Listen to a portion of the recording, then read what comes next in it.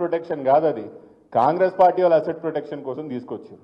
అందుకే రామన్న గారికి నేను అప్పుడప్పుడు చెప్తుంటా, వీళ్ళు హైదరాబాద్ అసెట్ ప్రొటెక్షన్ అని హైడ్రా ఇట్లా తీసుకొచ్చిండ్రో, కాంగ్రెస్ వాళ్ళు కబ్జా పెట్టిన ప్రాపర్టీలన్నీ తిరిగి తీసుకొని మేము కోబ్రా తీసుకొస్తాం.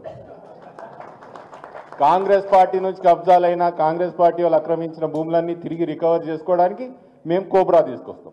వాళ్ళు హైడ్రా తెచ్చిర్రు, మేము కోబ్రా బరాబర్ తీసుకొచ్చి మాత్రం ఈ కాంగ్రెస్ వాళ్ళు ఎన్ని కబ్జాలు చేస్తున్నారో మాకు తెలుసు.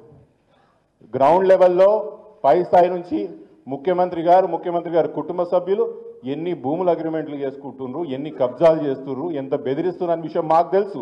ముమ్మాటికి మేము అధికారంలోకి వస్తాం.